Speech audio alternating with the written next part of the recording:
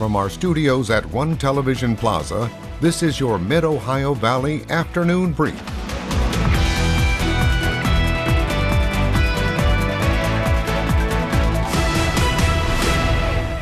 Good afternoon, Mid-Ohio Valley, and thank you for joining us this afternoon. I'm Shyla Florence. And I'm Jason Leveille. And well, Shyla, the rain didn't really happen today all that much. It kind of failed a little bit. Yeah, but it was still really nice out. It has been, and it still is pretty nice out there. Even though it's a little bit on the cloudy side at the moment, there's still plenty of very April-like conditions out there right now. Currently, looking out towards the downtown Parkersburg on the Highmark Skycam, we're mostly hovering in the upper 50s to low 60s, hovering right around that 60-degree mark. And when it comes to the showers in the region, there really isn't all that much around the area either. Mostly looking to our south. There are a few showers moving through Jackson County and into Roane County, but not really anything around Wood, Washington, or Pleasants County. And there is a little bit of sunshine trying to get to our area heading into the rest of this afternoon. So we are potentially looking at a little bit of extra warmth over the next couple of hours before we reach that sunset time frame. And tonight will feel pretty similar to how last night went. We'll be looking at mostly those upper to mid 50s throughout the rest of this evening before we get closer to the low 50s to upper 40s overnight tonight, with a low of only around 47. We're still looking at the warmer temperatures for the next few days, but we are tracking some rain and storms for Thursday night. So that's the main thing we're watching before it gets colder over the weekend. And it's definitely something interesting, Shyla. Yeah, I am not excited for the cold again. I was enjoying the warm days this week. It's still February, so. I know, but we're close to spring. We're close. It's coming. We're getting there. We're getting there. Yes. Almost there. Now, to take a look at some of our local news, Ohio Health O'Bleness Hospital in Athens now offers robotic-assisted joint replacement surgeries. The technology is expanding access to state-of-the-art surgical care that patients in our area previously had to travel for. The hospital recently completed its first robotic assistant cases and now offers the technology for total knee replacement, partial knee replacement, and total hip replacement procedures. The system assists surgeons with advanced planning and real-time guidance during surgery. But make no mistake, the surgeon remains fully in control throughout the entire procedure. The introduction of robotic-assisted joint replacement means residents of Athens and Southeast Ohio can now access cutting-edge surgical care without leaving their community. I feel like I've only really seen a lot of those machines on TV shows like Grey's Anatomy, or if it was around this time, maybe like ER. You remember that show from way back a couple decades ago at this point. Yeah. You wouldn't really see those in now. Very different at this point. But it's really cool. It is really cool, and it's also really crisp too. Yeah. In speaking of other things in terms of hospital and health, colorectal cancer, has been hitting the headlines recently as well-known celebrities have passed away due to complications from the disease. Colon cancer is on the rise in younger adults, and the link is believed to be largely family history and diet. According to gastroenterologist Usman Tariq, the age you should start getting colorectal screenings varies by patient. Someone who has no family history of the disease can begin screenings around age 45, and someone with history could start much earlier. While colonoscopy is the gold standard of colorectal cancer screenings, there are other screening techniques available. The amount of red meat that people are consuming, cigarette smoking and alcohol consumption have also been associated with a high risk of developing colon cancer. A diet which is not rich in fiber is also significantly associated with the colon cancer risk. Tariq said the majority of patients diagnosed with colon cancer had no symptoms prior to their diagnosis. He said that's why knowing your family history and when to start screening is critical for your health.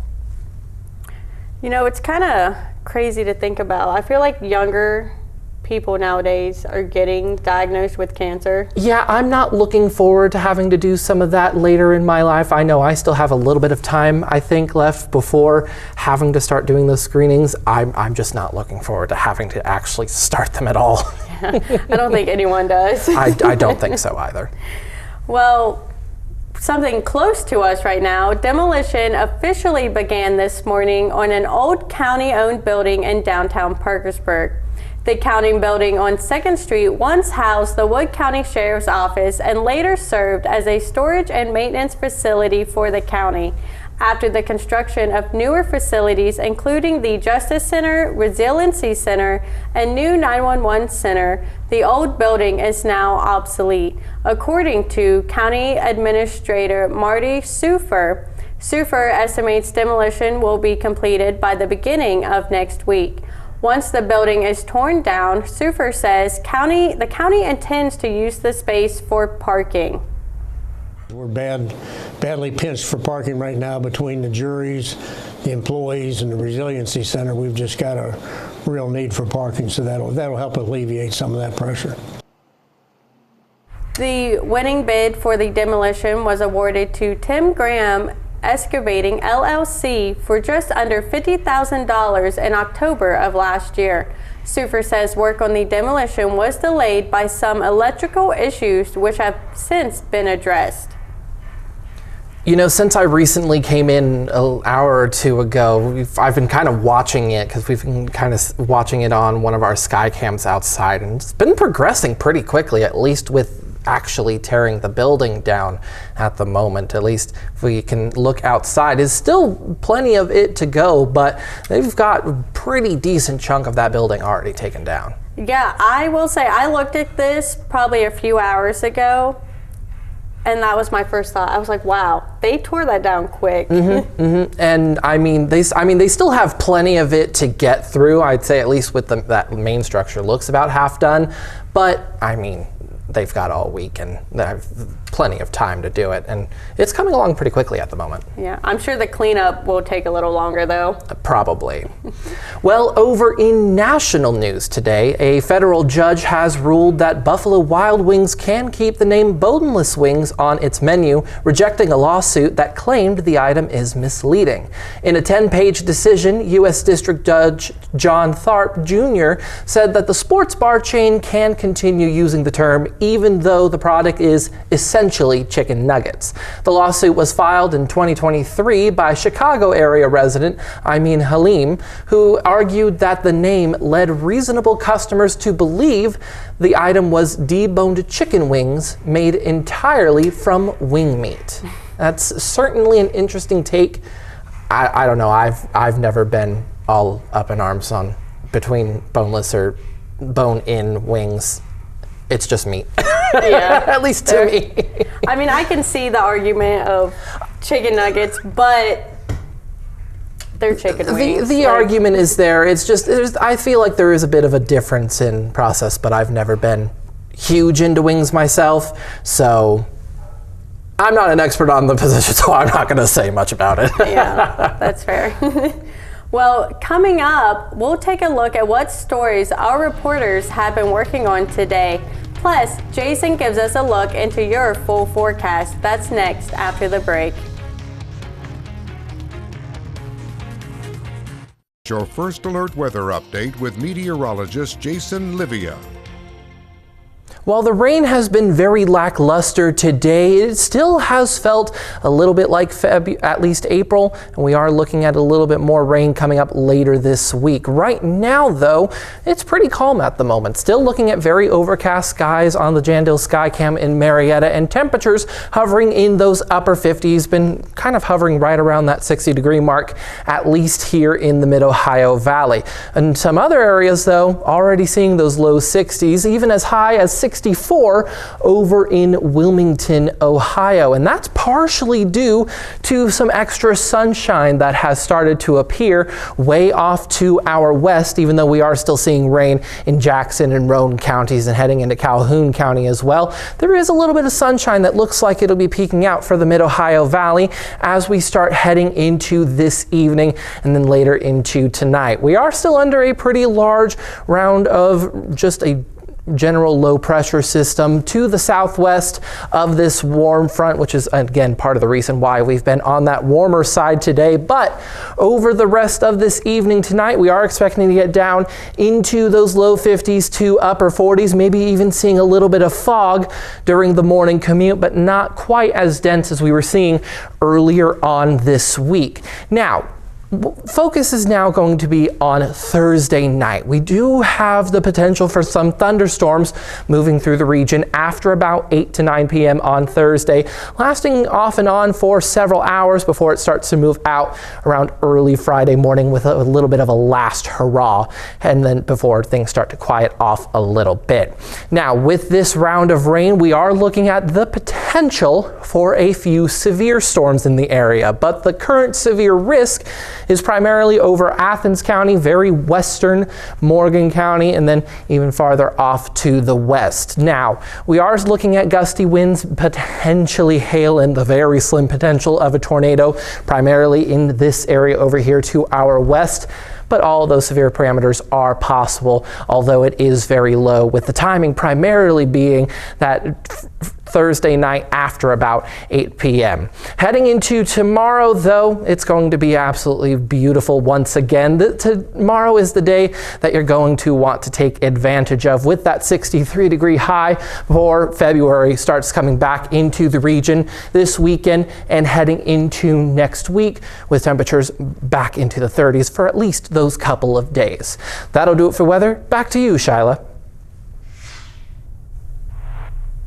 Thank you, Jason. And joining me now, I have some of our reporters, Logan and Cass. And speaking of the nice weather, Logan, you've been out talking to food trucks. And so tell us a little bit about what you've been working on today. Yeah, absolutely. So one of the things that we did talk about was how the warm weather has been impacting their businesses. So I talked to some of the workers with Q Wagon Barbecue and Aunt Kay's Kitchen. So they have each said pretty much the same thing. The warm weather has drawn out a lot of customers for them. They've seen like an uptick in business compared to colder days, like we're expecting over this weekend. And I did ask Aunt Kay's Kitchen, and they did say that they see anywhere between 35 and 40 customers within like about a 2-hour period. So. It's a lot of customers for a food truck, and they did say that they had a lot of customers. And when I went out and interviewed them, they did have customers coming and going. So yeah, I definitely said that the warm weather did have an impact on that. But yeah, and I'll have more about it later today. Awesome. Yeah, I'm sure they do get a lot more business during the warmer weathers, but props to them for being out during the cold days too. Yeah, absolutely. And so then another thing that we're working on today is the West Virginia Department of Agriculture made this post on Facebook about a seed scam going around. And so Cass, you've been talking to them. Can you tell us a little bit about what this scam is and what they have to say? Absolutely. If you're like me, you really look forward to getting some mail. It's really great when it's unexpected. However, these unexpected envelopes are filled with seeds that so far have not been linked to being any invasive species to the area.